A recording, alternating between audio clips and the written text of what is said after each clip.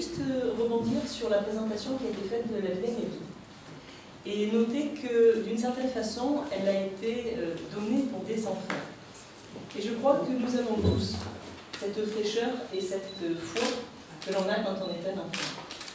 Et je trouve que ça, c'est ce qui nous réunit auprès de ces fées qui se sont trompées d'orthographe, puisqu'elles ont 2 A au lieu de 2 E. Je dois dire qu'en chinois, F-A-A, ça veut dire voix.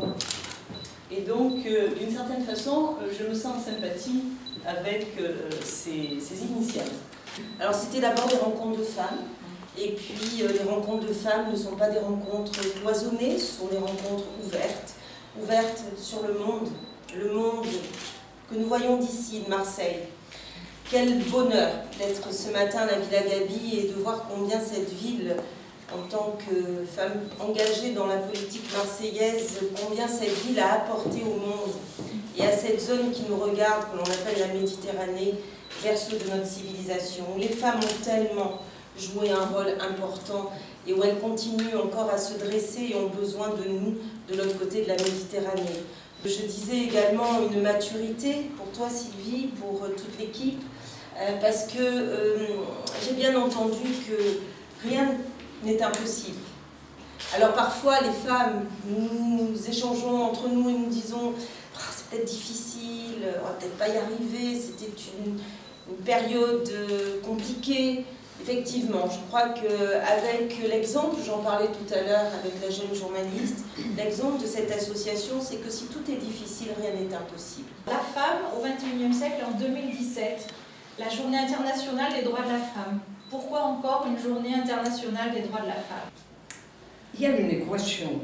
L'homme n'a rien à prouver, on homologue, on confirme ou on infirme, mais par contre, la femme, eh bien, elle a la charge de la preuve. Pourquoi? Finalement, je pose une question. Pourquoi doit-elle prouver? Il faut qu'elle prouve d'abord et ensuite c'est confirmé. Je continue à ne pas comprendre. Mais je crois que nous sommes tous là pour là, parce que ça nous permet d'avancer. C'est parce que nous ne comprenons pas, je vais tout de suite ajouter, apparemment, que nous avançons. Parce que nous sommes, je vais le mettre entre guillemets, particulièrement têtus dans nos convictions légitimes et philosophiques. Voilà. Carmen, première question. Est-ce que dans la résistance qui a été la tienne à une dictature, celle de Pinochet, dans ton mouvement, ancien mouvement Le MIR, les femmes avaient un rôle important? On a cru le comprendre hier dans le film, mais si tu peux développer ça. La femme ne s'arrête jamais de vivre. Et le désir d'enfant vient sans aucune conscience, parce que bien sûr on ne le cherche pas. On n'est pas là en ce moment-là du combat. Et quand la nouvelle arrive, cette projection du temps avec l'enfantement, la vie, prend toute sa place. Ces femmes dans la résistance au Chili, en France, partout, sont du côté de la vie et sa vie. Et les enfants viennent avec nous dans ce qu'on peut leur donner à vivre, malgré les souffrances et les prix à payer.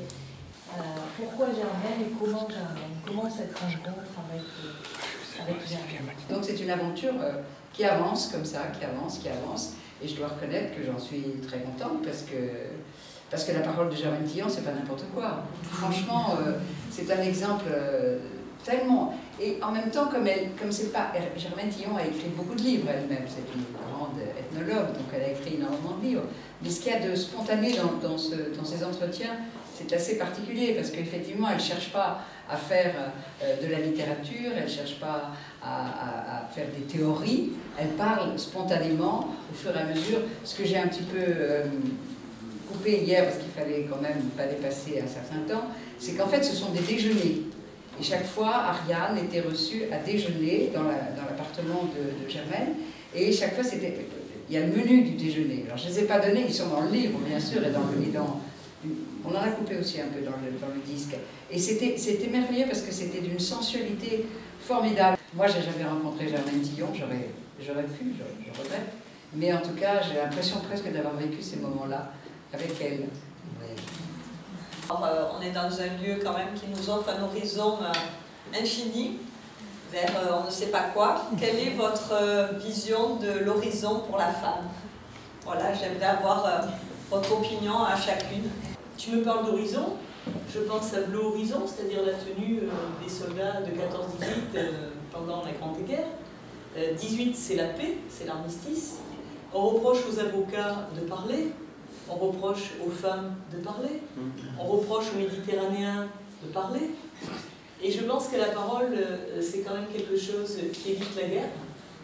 Et je crois que si nous nous emparions, nous, de cette parole de Méditerranée par les femmes dans un contexte encadré, du moins supporté par les avocats pour dire qu'à l'occasion de 2018, des 100 ans de la paix, nous avons un message avec les barreaux de la Méditerranée, puis peut-être les artistes de la Méditerranée, pour porter ce message, cette parole de paix.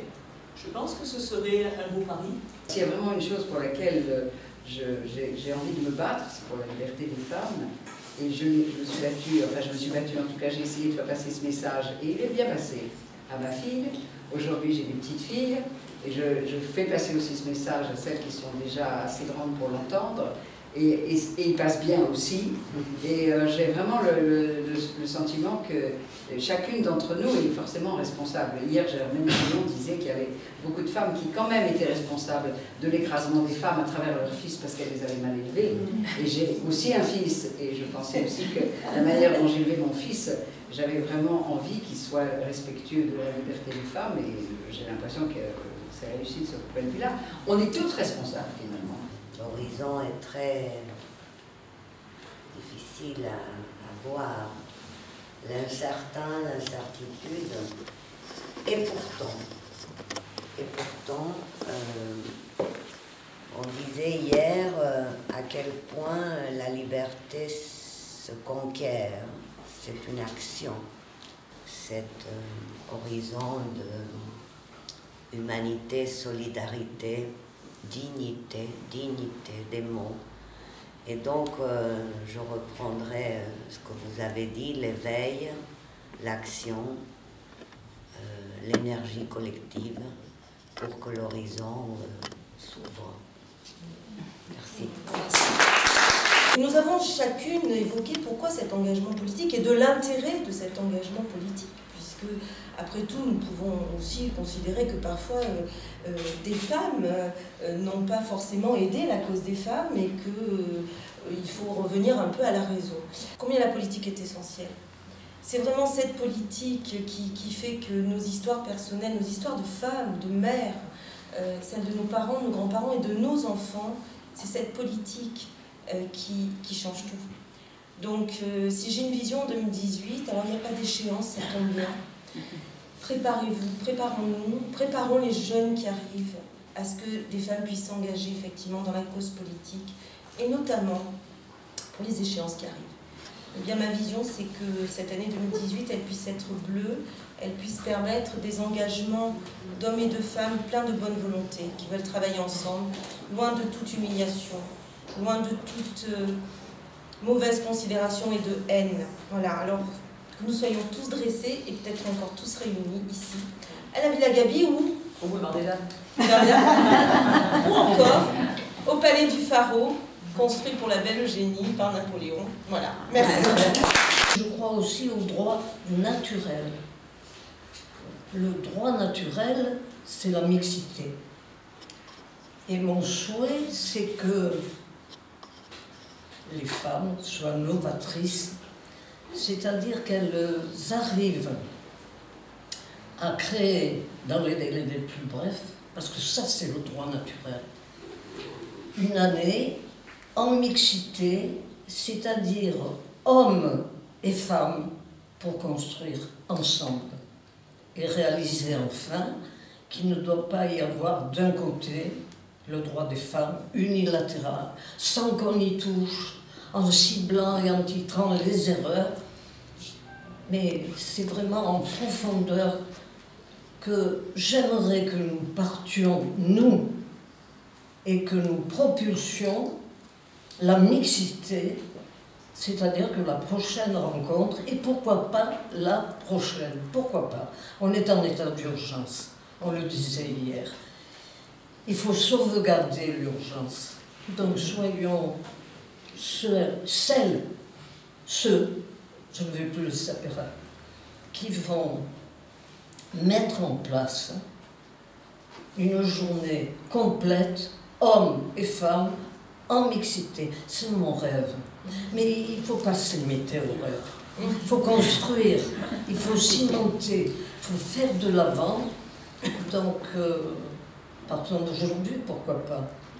Et voyons, avant la fin de l'année, comment nous pouvons construire ça pour l'année prochaine. Alors, je vais vous remercier et conclure sur ces magnifiques paroles. Alors, la devise de notre association, enfin la citation fétiche de notre association, c'est une citation de Simone de Beauvoir qui dit « On ne naît pas femme, on le devient ». Et je crois que ça prend tout son sens aujourd'hui, enfin, de nos jours, parce que nous avons fêté hier la journée internationale des droits de la femme. Alors nous avons été obligés de voter des lois pour donner des droits aux femmes. Et il me semble qu'il n'y a pas eu de loi qui ait été votée pour donner des droits aux hommes. Alors, vive la mixité proposée par Camille, la responsabilité et l'éveil proposé par Marie-Christine, la résistance, malgré tout, proposée par Carmen, l'avenir, l'horizon, l'engagement politique, et la vie en bleu, avec la paix, en 2018, dès 2018. Mais on peut commencer dès maintenant, nous avons déjà commencé d'ailleurs, et je vous invite toutes et tous à être les maillons de cette belle chaîne pour continuer à faire en sorte que l'humanité soit bien à égalité pour les hommes et les femmes. Voilà, je vous remercie.